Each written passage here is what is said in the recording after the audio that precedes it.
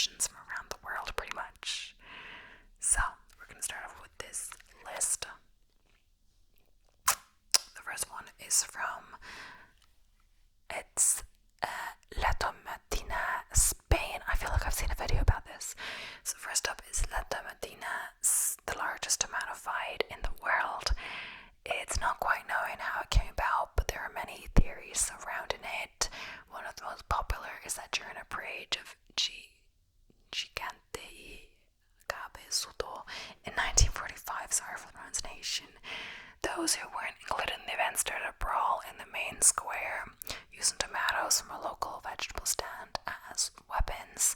Regardless, this annual festival is held in Bunol, Spain, on the last Wednesday of August as part of week festivities in Bunal, and quite literally consists of people throwing tomatoes at each other for fun. I swear, wasn't there something? I swear when I was in Amsterdam it was something like some public thing, but I don't know what it was. But anyway, that's Spain. But smashing coconuts on people's skulls in India, that does sound painful. So breaking coconuts on people's heads is a ritual that has been around for a long time in southern parts of India. Their extreme superstition has caused this to become an obsession, and therefore, despite warnings, they have continued to perform this act that has been around since the colonial period. Devotees to the Hindu religion will gather inside the temple, and the priest will smash a coconut on the head of each of them, one after the other, as a sign to the gods they are asking for good health and success. The subjects will then usually walk away as if unfazed by the event. Yeah, it does sound a bit like something could go wrong. You're not meant to like have, a large weight on your head, etc. Festivals of scrambled eggs in Bosnia. Whereas in the UK, we might celebrate the start of spring by picking some daffodils or doing a spring clean. In Zenica, Bosnia, they mark the start of the season with unusual tribute to scrambled eggs, known in Bosnia as, I'm not going to say that because I cannot say it. They start the day as they mean to go on with a large breakfast of eggs cooked in a large pan in a city park near the river. They then spend the rest of the day partying, barbecuing, and jumping into the river. Okay, I did hear about this. Throwing cinnamon at 25-year-olds in Denmark. So in Denmark, if you turn 25 and unmarried, not only do you have to face Valentine's Day alone, but you also must endure your friends and family submerge you in a cloud of cinnamon. This long-standing tradition in Denmark is customary if a man or woman turns 25 and is still single. Firstly, they get splashed with water and they get covered from head to toe in cinnamon. It's not a form of punishment, but more just an excuse to be silly with friends and family, and it's a tradition that dates back hundreds of years, and I feel like it may continue every 5 years, like different things. Maybe, I'm not sure. The Monkey Buffet Festival in Thailand. On the last Sunday of November, something rather spectacular, if a little bit strange, happens in Bira Pran Samyot Temple in Lopburi, Thailand. A lavish banquet is laid out and a big celebration is held, but not for humans. The feast is held in honor of Lopburi's thousands of magekis that supposedly bring good luck to the area and its occupants, and therefore they are the special guests at this party. The festival includes performances by dancers in monkey costumes during the opening ceremony, and towers of fruits and vegetables in which the monkeys climb, jump, and indulge on.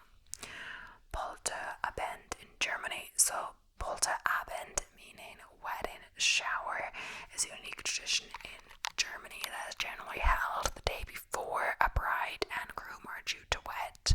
It's a big party where friends and family gather at the front of the house and smash things on the floor, such as plates, flower pots, tiles, anything that make a lot of noise in order to bring good luck. The only exception being glass and mirrors, of course. Once the dish breaking is done, the bride and groom then work together to clean it up as a preparation for the future. I don't know about that, but yeah. Shoving faces in cake in Mexico. Perhaps one of the best traditions on this list is La Modilla, a Mexican birthday tradition. The birthday girl or boy will have their hands tied behind their back, and when they go to take the first bite of cake, they'll have their face pushed right into it, while the rest of the party guests shout Mordida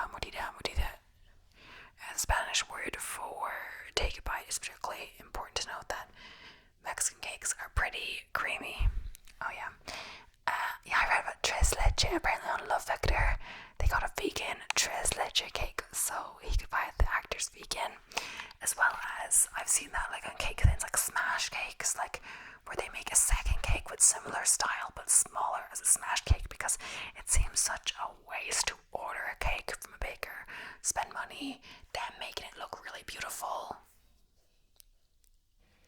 and then the cake being destroyed by being smashed in someone's face. So they do it so they have a separate smash cake, and the real cake doesn't get harmed, which is pretty good. So, battles of the oranges in Italy. Every year on the 3 days leading up to Mardi Gras, something rather strange takes place in Ivrea, Italy. The residents divide up into 9 different squads and dress in battle attire. Then, over the next few days, they sling oranges at each other to try and kill the other teams. The origin of this game are unclear, but has become the largest food fight in Italy, which not quite as big as La Tomatina yet. Finger cutting of the Dani tribe, so everyone grieves differently after loss of a loved one. But the women of the Dani tribe in Indonesia have quite a unique and severe way of dealing with grief. When they lose a loved one, the top joint of a woman's finger will be amputated. Shouldn't be tightly tied around the finger until it goes numb, and then a family member, often a sibling or parent, will cut off the top of the finger. The wound is then burned to stop the bleeding and prevent infection. The process is carried out to symbolize the pain suffered after the loss of a loved one and to keep the deceased person's spirit away. Baby tossing in India. If you want to sit down for this one, in India they have a ritual involves throwing newborn babies off the side of temples. If you get married at the 50-foot high Sri Sandeswar temple in India, it's a tradition to return with your baby and throw them from the top onto a cloth that is held by both Muslims and Hindus below.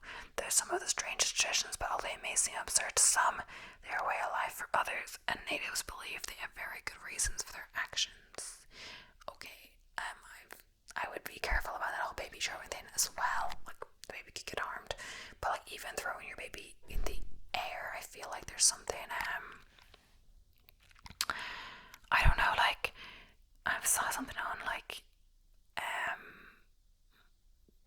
TikTok about like baby tossing something, like it can really damage the baby for the rest of their life. They can some kind of illness, some kind of thing from being tossed, or what was it? I don't know what it was, but it kind of scares you.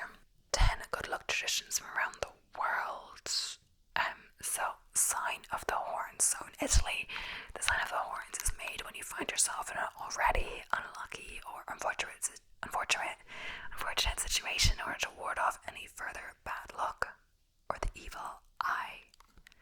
The gesture is usually made with the fingers pointing downward, a difference that helps distinguish it from the other meaning that comes with the cornet in Italy. When the gesture is made with the horns facing upward, it carries a ruder meaning, essentially implies the person on the other side of the gesture is a cuckold. Relatedly, the cornicello charm, which is shaped like a single bullhorn, can also be worn to attract good luck. Menekinekau, the Menekinekau beckoning cat, first started appearing in the later part of the Edo period. These figures depict a cat with raised paw as if they're cleaning their face or waving, hence beckoning you to come over. There are a couple of folk stories about how the figures were originally inspired. One involves a lord that was saved from lightning by a cat waving him over to take shelter in a temple. A second one tells of a geisha who was saved when her cat was mistakenly beheaded by her companion, which then set the severed cat head flying hidden and killing the snake that was about to strike the geisha. Another attributes Menekinekau's inspiration to a stray that, after being fed by a shop owner, sits outside their human savior's shop to wave in potential customers. The design of each figure imbues the cat with a different meaning. A raised left paw attracts customers, a raised right paw brings good luck, calico pattern cat brings good luck, black wards off evil spirits, and green is for good health. So next up, we talked about this. Well, it's similar to the other one actually, but not the same. It's throwing plates at friends' house, but it's to, new coins in the good year. So Balad Gich, the Balad Gich, which actually translates to honourable. Okay, no. Puns. For some, enduring the deployment of a pun will leave them distinctly lucky. Some people just have no appreciation for wordplay. In Chinese Mandarin, however, there's a tradition of pairing words, lucky words with homophonic objects. For example, in Mandarin, abundance and fish are homophonious with each other. So the phrase "there will be abundance every year" can also be "there will be fish every year," which in turn leads to a tradition where fish is frequently eaten to celebrate the new year. Okay, for a friend who loves puns. Scattering coins in a new house. Anyone who's ever moved from an old house to a new house is well acquainted with the myriad of surprise expenses that pop up. So once you make it to your new place, you're going to want all the help you can get with recouping all those moving expenses. When you make it to your place, make sure you have a handful of change ready to go. The Philippines' tradition to scatter coins across the living room of a new home in order to bring about prosperity to the new residents. So getting hit by bird droppings. Have you ever had the misfortune to be out for a walk, minding your own terrestrial bound business, only to become the unknown target of a bird's mid-air bathroom break? In Russia, that just means there's good luck coming your way. This isn't the only Russian good luck superstition that puts a positive spin on a less than happy event. It's also considered good luck to encounter a funeral procession. That's weird. But yeah, I think about it, like, it's kind of strange that birds don't just like poop when they're like sitting down or something, you know. But yeah, guess it saves time. Galdra Staffer, the Galdra Staffer, which translates to magical staves, are magical sigils that have been recorded over the century in grimoires, aka spellbooks. These sigils would typically be inscribed on walking sticks or staffs, hence the staves part, but can be part of a clothing or be used as a design of tattoos. Each Galdra Staffir has its own specific purpose and meaning attached to it, so they can be used to ensure everything from good luck to protection in battle. They can also be used to curse others. So chukas, it's paradoxically bad luck to wish a friend or fellow performer good luck. Instead, Australian thespians in dance would simply declare chukas. The exact origin of the phrase isn't known, but one story makes a case that's as convincing as any. Back in the proverbial day, chicken, also known as chook in Australian slang, was a pricier meal. If the theatre was full, that meant they would make enough money to splurge on chicken for dinner, leading to the declaration of chook it is. This phrase then became shortened to chukas. So yes, so coin trees. While some people toss coins in wells or fountains, others have taken it upon themselves to hammer coins into trees in order to have their wishes granted. But it isn't just about getting rich quick. Putting a coin into a wishing tree is thought to clear up illness. Conversely, if you take a coin from a wishing tree, you'll get sick. Know before you grab a hammer and a coin. Person head out into the woods, consider another way to find some good luck, as conversationalists have noted that even wedging coins in apparently dead trees can disrupt woodland ecosystems. So let's say baby jumping Spain. In the small village of Castelló de Maquia, Spain, an unusual tradition called El Chocaco takes place every year. Men dressed as devils run through the streets and jump over babies, lay down mattresses, a ritual believed to cleanse the infants of original sin and protect them from evil spirits. Brazil cheese roll in England every year in Gloucestershire. England, thrill seekers from around the world gather for the Cooper's Hill cheese rolling event. Participants chase a wheel of cheese as it rolls down a steep hill, with the first person to reach the bottom winning the cheese despite the risk of an injury. This bizarre tradition continues to attract daring competitors. So that was definitely the night Gilmore Girls. We talked about this before, I believe, so I don't know. With like Logan and his friends or something, and they won cheese or something. Bullet and initiation, Brazil. The Satir Ma tribe of the Brazilian Amazon have a unique coming-of-age ceremony for young men. They must endure the excruciating pain of wearing gloves filled with bullet ants, whose tin is one of the most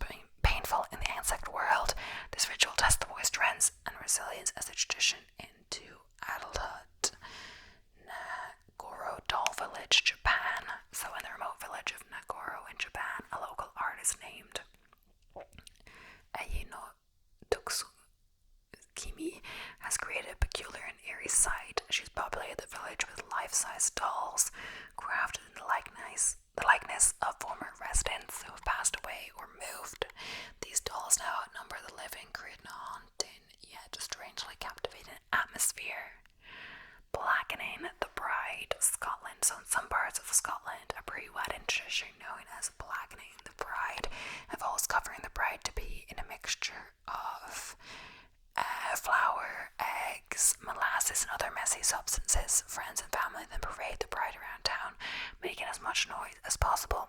This bizarre and messy ritual is thought to prepare the bride for the challenges of married life. So sky burials, Tibet. So in the high altitude regions of Tibet, traditional burial practices are quite different from what most people are accustomed to.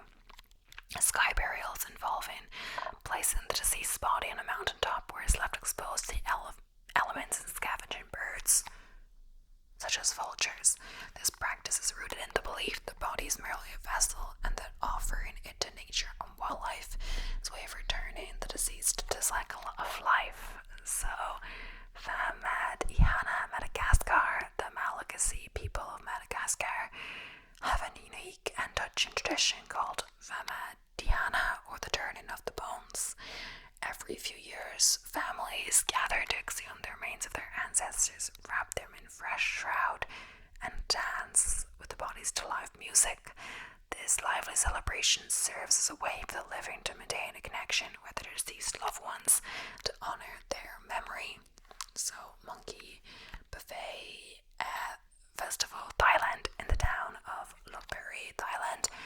A peculiar festival takes place annually to honor the local monkey populations.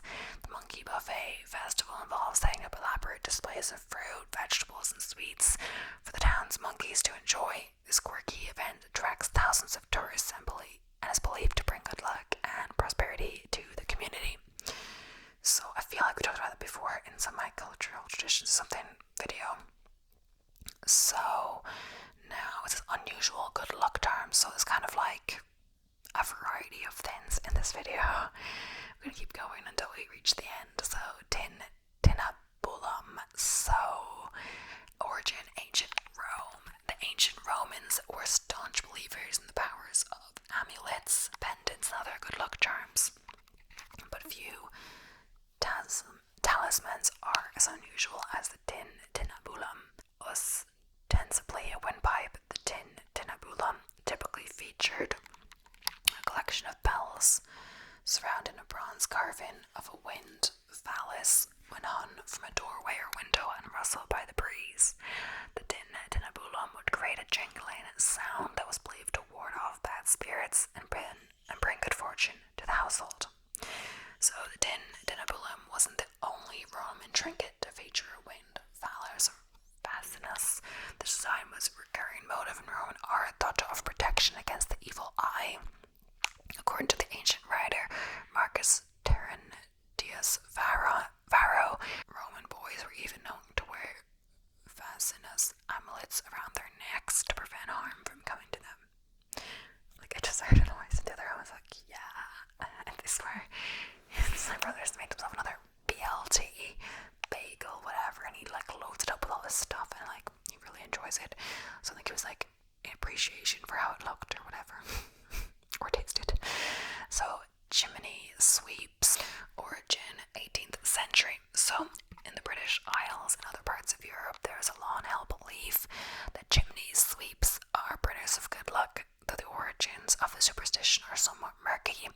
One version tells of an intrepid sweep rescuing King George III from a runaway horse, while another holds that a suit-covered labourer once slipped off a roof and ended up dangling from a ledge, only to be saved by a woman who later became his wife.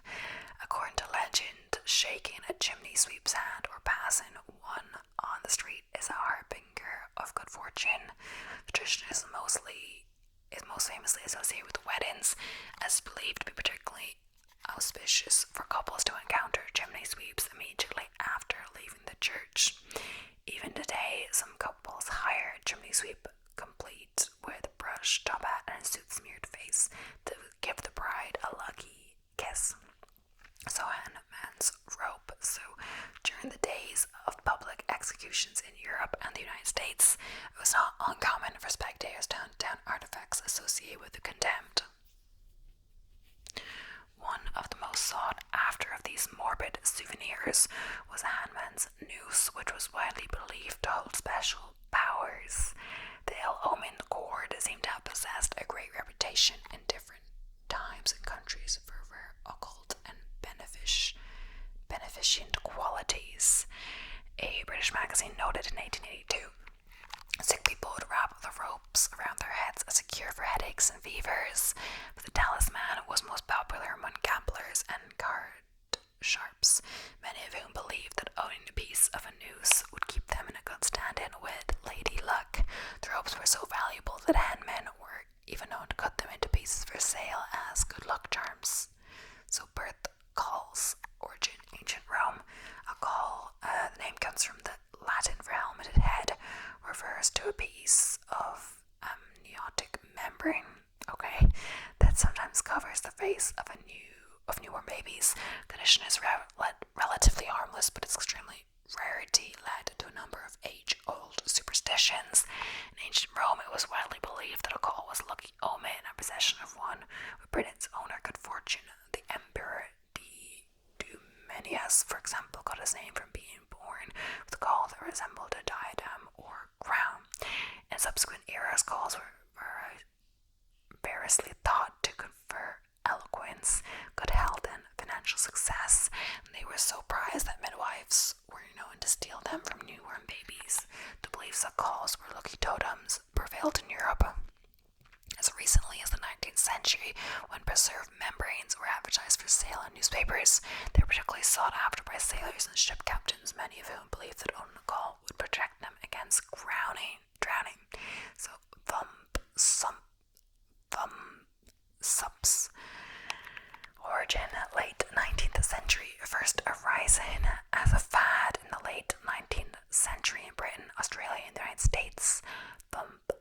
Sups were tiny charms featuring a syrup-faced doll given a lucky thumbs-up gesture with both hands. The trinkets had bodies made of metal and a wooden head that allowed their owner to touch wood or knock on wood for good fortune. Behold me, the birth of luck, read a poem that accompanied one advertisement. Two charms combined, touch wood, thump sup. Thumb sups were at their most popular during World War I, when they were often given to soldiers to serve as lucky talismans on the battlefront. Some versions also featured a four-leaf clover painted on the doll's head to give their owner extra douse of good fortune. Hunchbacks. So, origin, ancient Greece. Belief in the lucky hunchback dates back to the ancient world, where people with spinal curvatures or other physical ailments that were often cruelly viewed as being comical, but the Greeks and Romans depicted hunchbacked figures in their art and sculpture. It was widely thought that rubbing an afflicted person's hump would bring good fortune. According to historian Barbara Hughes, a Fowler, author of the Hellenistic aesthetic, I'm saying that wrong, hunchbacks may have also been thought to avert the evil eye curse because of their sheer ugliness, or because they provoke laughter, which would in it dispel the dark powers, or because they provoke laughter, which would in itself dispel the dark powers, or because they somehow anticipated the worst that the eye could do. The superstition is most closely associated with the Mediterranean. Hunchback charm, known as a gobo, can still be found in Italy today, but also exists in the United States, where in the early 20th century professional baseball clubs often listed hunchbacks as lucky team mascots. So, bezoars. Bezoars are hardened, pearl-like clumps of indigestible matter that sometimes form in the stomach lining of animals such as goats, llamas, deer, and sheep. I feel like that was in Harry Potter to stop poison, to help poison. Middle Eastern physicians first mentioned the stones sometimes around 1000 AD, and the stones became known as mystical Asia.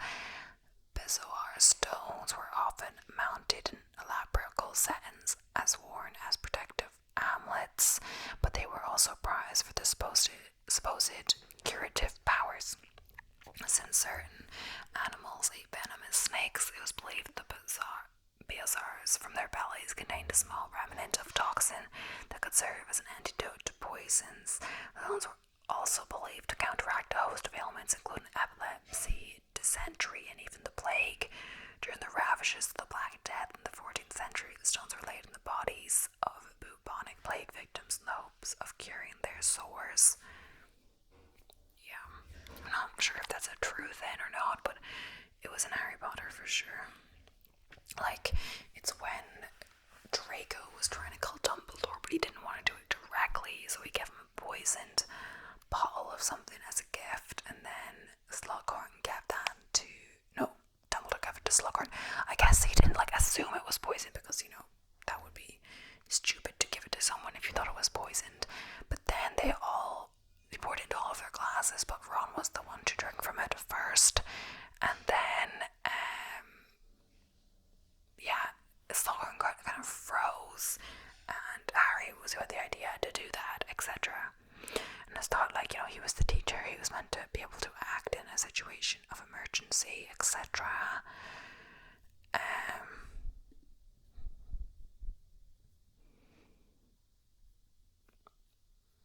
I guess there's a few more here. So, wedding with a tree having very deep roots in various indigenous traditions. The phenomenon of tree hugging has spread across the Western world in recent years. In India, however, it can go even further. Some people can marry trees actually under certain circumstances. They have to. It is all about the traditional Hindu astrology, specifically the planet Mars. If you were born with Mars in the unfortunate constellation of Mangala Dosha, you become a Mangalika, and that's bad, especially for your future spouse. The Indians believe that a marriage to a Mangalika means poor luck and early death. Fortunately, the spell cast on Mangalikas only applies to their first marriage. The second spouse is safe, but would anyone opt to make his or her spouse an early widow or widower? Only those who cannot protest. Therefore, a Mangalika is bound to celebrate the first wedding with a plant, animal, or thing. May sound absurd, but Mangalikas are happy to have such weddings. It allows them to marry their chosen spouse afterwards. Their chosen ones afterwards. Dancing with the bones, so called the eternal resting place. In our culture, the Malagasy graves in Madagascar are nothing of the sort, being considerably disturbed every 5 or 7 years when people unearth the remains within a ritual called Vamadihana, or the turning of the bones. People exhume the bones of their predecessors, clean them carefully, and wrap them in a clean cloth. They write the name of the deceased on the cloth so it is not forgotten. And then comes the crucial part of the ritual. They lift the corpse above their heads and dance to live music 7 times around the grave before putting the bones back in their place. Despite its somewhat morbid nature, Famidana is a joyful event. Whole families reunite, traveling from far and wide to honor their dead.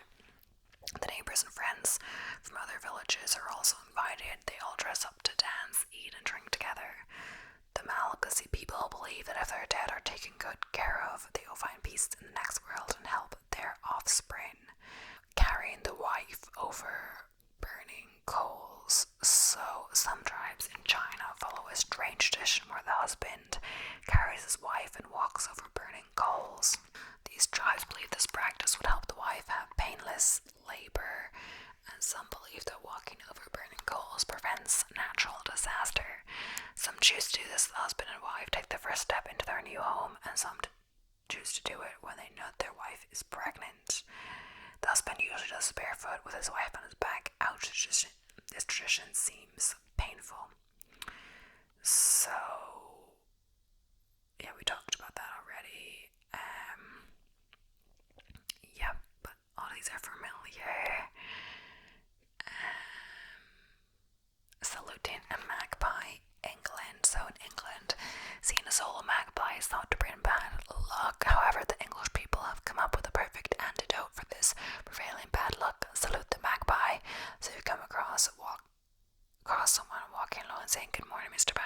is your lady wife today. Don't worry, they're not crazy or anything.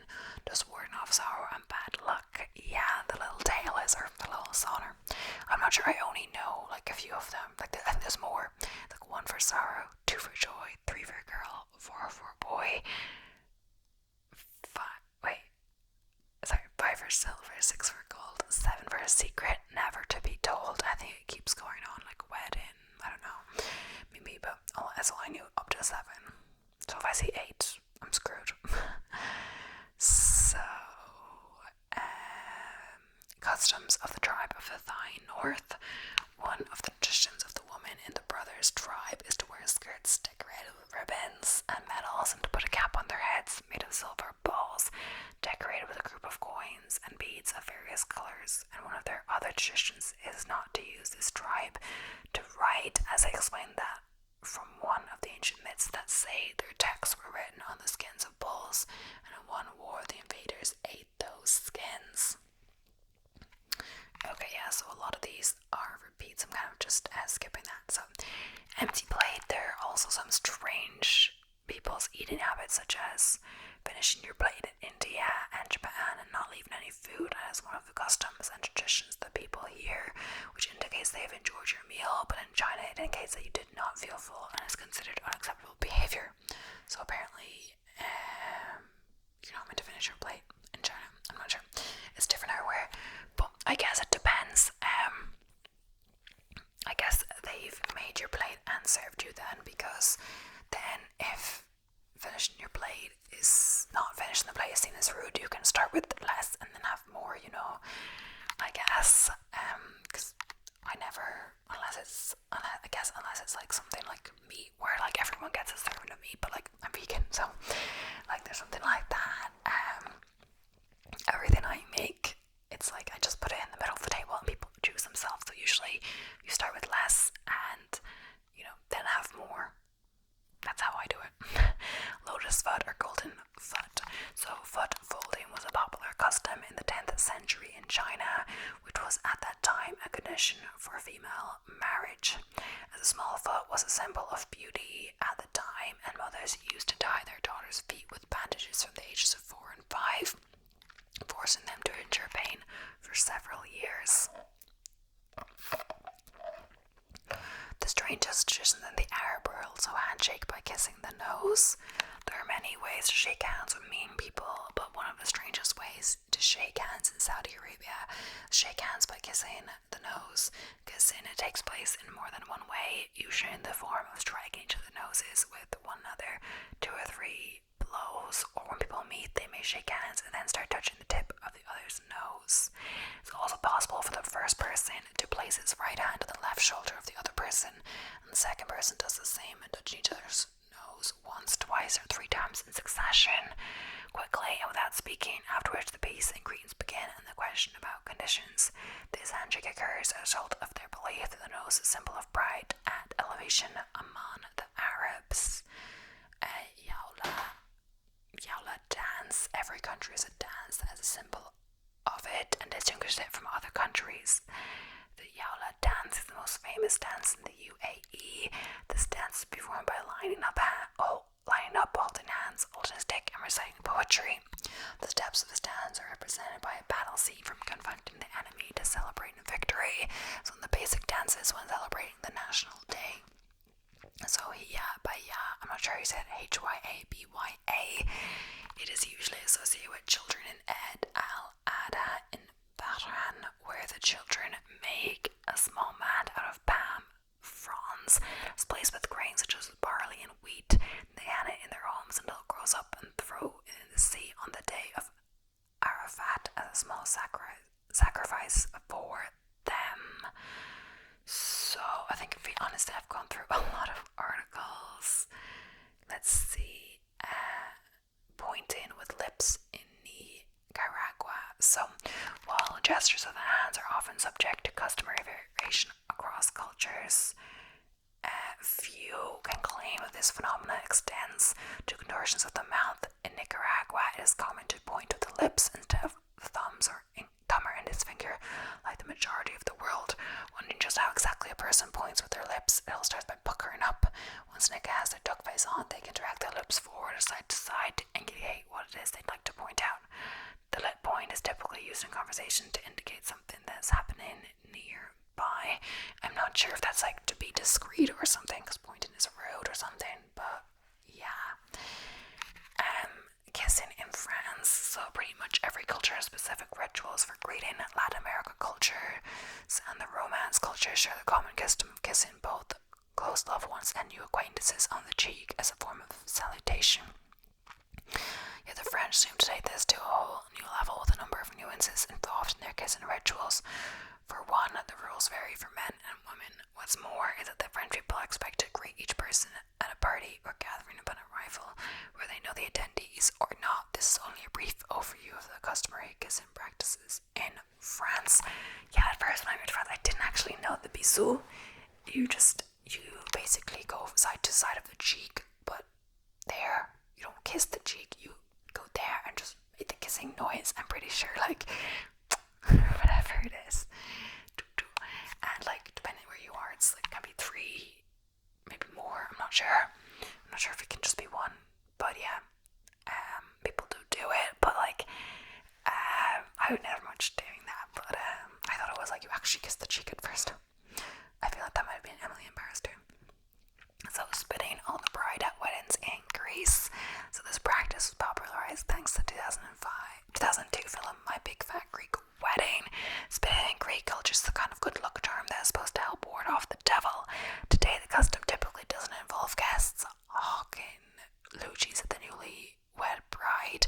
Instead it is evolved into a more symbolic act where guests mainly forcefully utter Greeks do this at other special occasions too, including baptisms or to acknowledge the beauty and good health of the baby. Spitting can even be done as a superstitious measure to ward off evil during regular conversation. Groundhog Day in the US. Many countries have rather strange holidays that commemorate their distinct histories. Well, the United States is a rather new nation and has been around long enough to develop one odd holiday known as Groundhog Day. Since 1887, on February 2nd, the nation waits patiently to see if the groundhog Buxutani fails saw his shadow. If he does, it means there will be 6 more weeks of winter.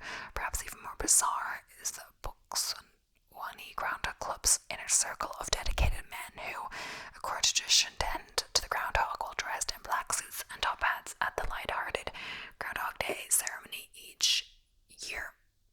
But yeah, someone was talking about tipping in this US. Staff aren't paid like a living wage, like the minimum wage or waitress is like $2 or something. So tipping is needed like 10 to 10%, 20%, I don't know, something. But it's not a thing in other countries in Europe, etc., because you can do it. Like people still tip in restaurants. For sure, I believe. But like a few euro, I believe, is not considered rude. Because they are paid like a living wage. They're not like, they have minimum wage. Like, maybe it's not a lot, but it is minimum wage. And they're not like living off tips. Like $2 would get you anywhere in the US.